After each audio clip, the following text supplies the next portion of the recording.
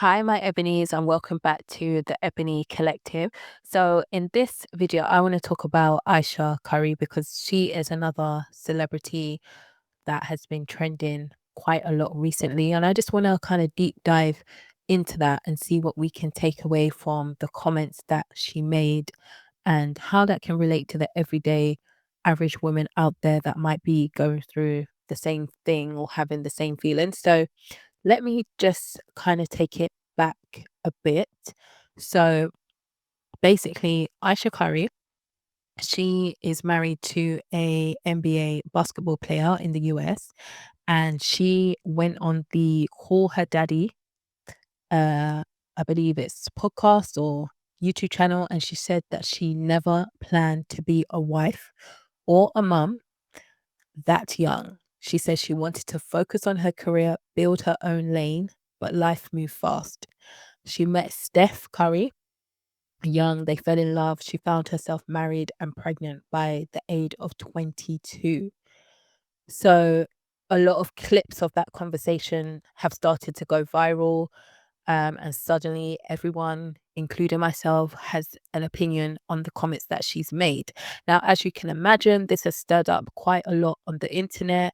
People have come for her. People have said that she's ungrateful. She's embarrassing her husband. She doesn't appreciate her blessings.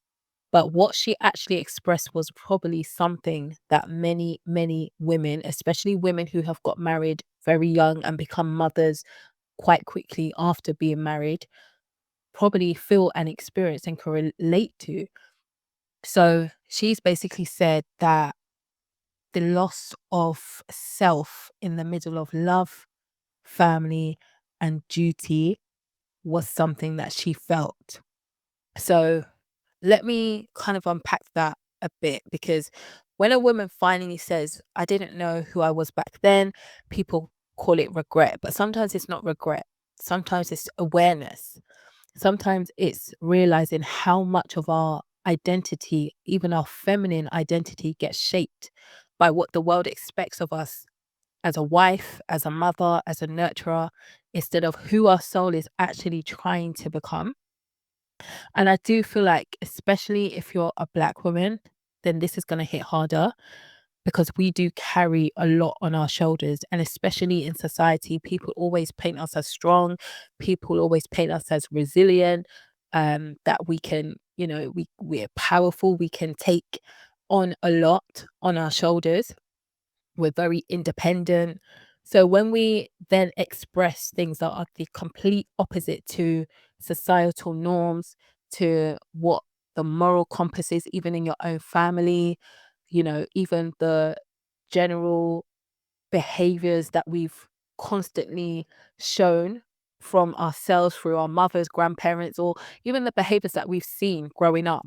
When you go against the grain and when you express that you're tired, when you express fatigue, confusion, or that you have a loss of identity, people have now labeled her as ungrateful. And that basically comes down to the fact that she's a married woman, she has children, she lives a life of luxury because her husband is rich and he's famous, and that people just probably expect her to just put up and shut up, basically.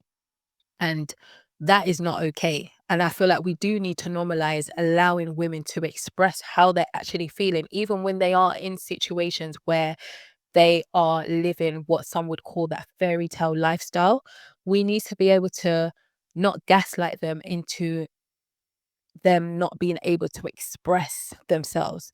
We shouldn't silence women just because we feel that, they are living a better life than us and they should be grateful. Yes, that might be your opinion, but you can't tell another woman how she should feel given that she is living that day in, day out. And clearly, there is some type of disconnect between the fact that she's saying, as a woman, now that she's older, and I believe she's probably still in her 20s or 30s. She must be. But now that she's older, she's able to look back and reflect and see that actually when she was 22 years old, she got married young, she became a mother young, she had to pour into other people before she could probably pour into herself. And being 22 years old is a very young age. It's very, very young. And who knows whether she was forced into, you know, getting married quickly. Um, we just don't know the situation. And sometimes people think marriage is the answer. You know, we all have that fairy tale image of marriage. But if you're mentally not ready for marriage, then you are going to have those feelings of loss of identity. You are going to have the feelings of who am I? You know, you are, because you're not mentally ready to take on that burden, so to speak, of having to pour into somebody else pretty much before you're pouring into yourself. And to top it off, the person that she's pouring into is loved by the whole country. You know, people recognize her husband probably before recognizing her. Her husband is the one that gets all the attention before her. That's a lot to go through. Most women in their 20s are still developing their identity. They're still exploring their identity. They're still shining in different ways, you know, being creative and meeting new people and socializing in different circles, taking on new jobs or starting businesses, whereas her identity quickly became attached to her husband. That is very, very hard. So I think that people are coming for her a bit too strong. I don't believe in silencing women's pain. I don't believe silencing women who are expressing how they're feeling, because I guarantee you there's many, many women all over the world that can relate to her. They just don't have the guts to stand there and say it like she did.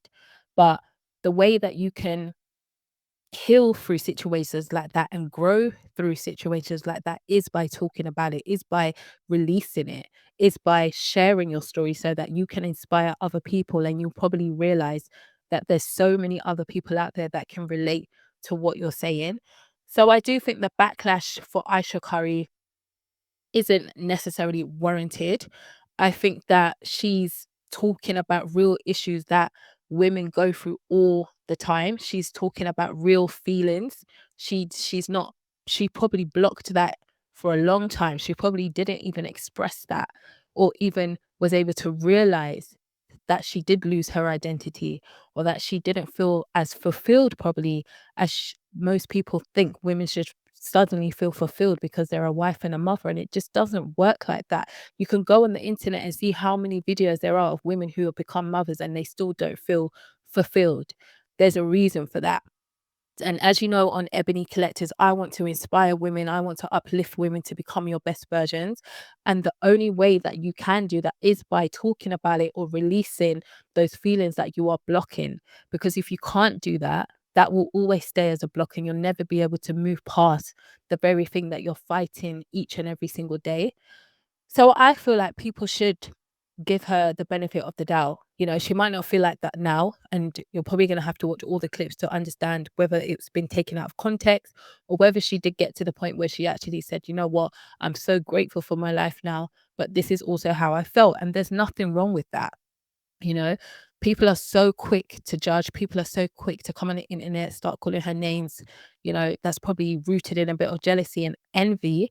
But at the same time, take it for what she's saying. Applaud her for sharing her story, and probably it's a story that a lot of women, like I said, around the world can relate to at some point in their life. So whether you agree with her or not, let her words be a mirror. Ask yourself, what part of me still needs healing, rest, or even rediscovery? Because that's what it's about. It's about her rediscovering who she is as a woman and putting herself first. And that might sound selfish because she's a married woman, but sometimes you need to put yourself first to actually be a better woman, because you can release those blocks and you can pour into yourself, which naturally makes you feel more confident, more comfortable. You feel like you're loving on yourself, and you would be able to give the best version of yourself to those close to you, to your husband, to your children. They get the best version of you because you feel at your best.